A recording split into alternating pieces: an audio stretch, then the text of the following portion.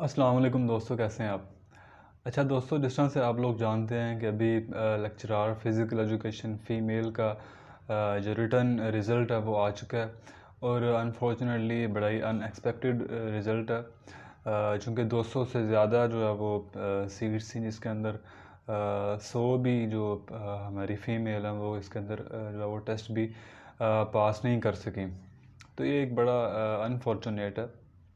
तो ये है कि अब जितने भी स्टूडेंट्स जो हैं वो कैंडिडेट्स रह गए हैं इस टेस्ट को जो है वो क्लियर नहीं कर सके, तो उनके लिए मेरा पैगाम ये है कि आप जो है वो नाउम्मीद ना हो, होपलेस ना हो। आप जो है वो अपनी एफ़र्ट करते रहें, क्योंकि इंसान के हाथ में जो है वो सिर्फ एफ़र्ट करना है। बाकी उसका रिज़ल्ट जो है वो आपके हक़ में आता है या नहीं आता, ये अल्लाह ताला के ऊपर है। तो आप जो है वो इसको कोशिश करते रहें, इसको उम्मीद ना छोड़ें आप, और आगे अपनी मज़ीद एफ़र्ट करें, अपने आप को मज़ीद इम्प्रूव करें। ये कह रहा हूँ मैं, मेरा ये कहना आसान है, लेकिन आप लोगों का इस सारी चीज़ को बर्दाश्त करना और फिर नेक्स्ट नए तरीके से इसको स्टार्ट करना, ये एक बड़ा ही मुश्किल काम होता है। लेकिन ये है कि इसके अलावा आपके पास कोई और ऑप्शन भी नहीं है, आपको ये करना है। और ये है कि आप कोशिश करें, अपने आप को और ज़्यादा इम्प्रूव करें।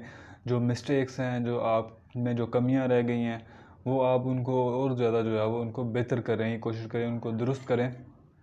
तो अब बहुत से जो स्टूडेंट्स हैं जो रह गए हैं, उन्हें मैं ये भी कहना चाहता हूँ कि नाउम्मीद इसलिए भी ना हो, क्योंकि ये ऐसा नहीं है कि कोई ये लास्ट जॉब्स ही और इसके बाद कोई जॉब्स नहीं आएंगी। जॉब्स और भी बहुत ज़्यादा आएंगी। TSO की जॉब्स आएंगी, इसके बाद एजुकेटर्स की सुनने में आ रहा है कि आनी है।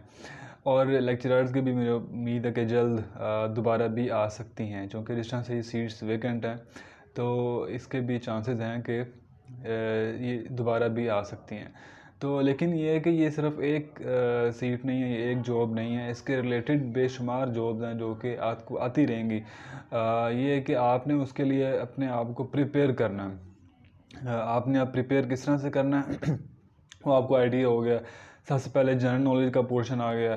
तो अब जनरल नॉलेज में आप अपनी एक हैबिट बनाएं कि आप जो है वो न्यूज़ भी सुने, क्योंकि हमारी जो फ़ीमेल हैं ज़्यादातर वो करंट अफेयर्स और न्यूज़ इस चीज़ से बड़ा जो है वो दूर वो होती हैं। तो इसमें यह है कि आप अपना एक लाइफस्टाइल बनाएं, दिन में न्यूज़ सुना करें, और कोई एक आध जनरल नॉलेज की बुक ले लें, उसको थोड़ा बहुत स्टडी किया करें रोज़ाना की बुनियाद के ऊपर। पाकिस्तान के बारे में कुछ स्टडी कर लिया है, वर्ल्ड के बारे में जितना भी GK या करंट अफेयर्स है, ये इसको एक अपनी हैबिट बनाएं, ज़िंदगी का हिस्सा बनाएं। इसके अलावा अपनी इंग्लिश के ऊपर इम्प्रूव करें, उसको काम करें। तो ये सारा आपका GK का सारा पोर्शन आ गया। फिर इसके अलावा जो हमारा सब्जेक्ट है फ़िज़िकल एजुकेशन का, वो आप उसको मज़ीद उसकी डेप्थ में जाएं। जो जो आपने जो पढ़ा है, जो आपका कोर्स है, जो सिलेबस है, उसको मज़ीद आप डेप्थ में जाएं और अपनी बेसिक को भी स्ट्रॉन्ग करें, अपने कॉन्सेप्ट को क्लियर करें, और मज़ीद इंफॉर्मेशन, मैक्सिमम जो इंफॉर्मेशन है वो इकट्ठी करें। आप जो है मुख्तलिफ़ जो ऑथर्स हैं उनकी जो बुक्स हैं वो आप लें, उनको स्टडी करें। तो ये है कि आप इसको लगे रहें, इसको छोड़ें ना, ये एफ़र्ट को थोड़ा थोड़ा करें। आप दिन के अंदर जो है वो एक टॉपिक को स्टडी करें। आप अगर कोई GK का कोई MCQs वगैरह पढ़ रहे हैं, तो आप 10 MCQs पढ़ लें या 20 MCQs पढ़ लें। तो लेकिन ये है कि आप कनेक्टेड रहें। आप इसमें अब ये ना करें कि सारा कुछ छोड़ छाड़ के आप बैठ जाएं, क्योंकि जॉब मैंने आपको बताया कि आती रहती हैं।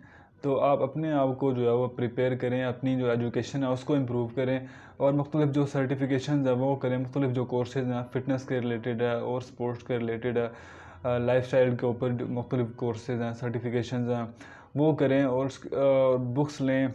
ये है कि आप अपना नॉलेज इम्प्रूव करेंगे, अपने आप को बेहतर करेंगे, तो ये कल को आपको जो है वो इंशाल्लाह पे बैक करेगा किसी न किसी सूरत में।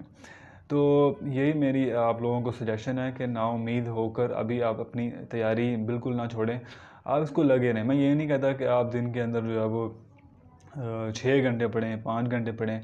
मैं आपको ये कहूँगा, आप दिन के अंदर एक आधा घंटा पढ़ लें, 1 घंटा पढ़ लें, 1 घंटा पढ़ लें, आधा घंटा पढ़ लें।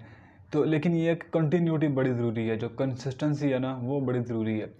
आप थोड़ा काम करें एक दिन के अंदर, लेकिन उसको कंसिस्टेंट बुनियादों के ऊपर उसको करें, तो वो इंशाल्लाह आपको जो है वो ज़रूर हेल्पफुल होगा।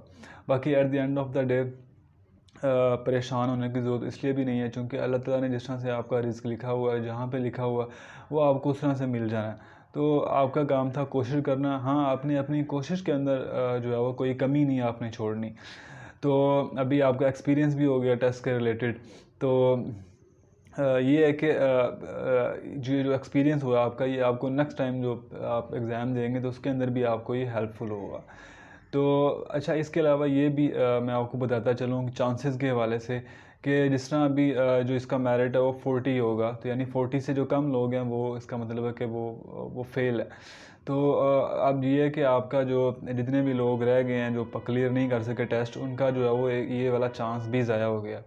और इसी तरह जो लास्ट टाइम हुआ था उनका वो वाला भी चांस जो है वो ज़ाया हो गया, क्योंकि जब आपका रिटर्न के अंदर आपके जो है वो 40 से भी कम नंबर आते हैं, यानी आप पास भी नहीं कर पाते, तो फिर आपका जो है वो चांस ज़ाया हो जाता है। लेकिन अगर आप पास हो जाते हैं तो वो आगे आपका मेरिट नहीं बनता, वो अलग बात है, फिर उसमें आपका चांस ज़्यादा नहीं होता।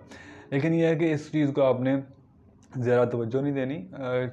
ठीक, ये लेक्चर की सिर्फ जॉब है, इसके अलावा मैंने आपको बताया बेशुमार जॉब्स हैं। एजुकेटर्स की जॉब है, इसके अलावा फ़िज़िकल ट्रेनिंग इंस्ट्रक्टर की जॉब्स आती हैं, टीएसओज़ की जॉब्स आती हैं, इसके अलावा भी बेशुमार जॉब्स। तो उसके अंदर भी आपको वो आपके न्यू सिरे से जो है आपके वो चांसेस कंसीडर किए जाते हैं। तो at the end of the day वही मैं आपको बता रहा हूँ कि आपने नाउम्मीद नहीं होना और एफ़र्ट करनी है।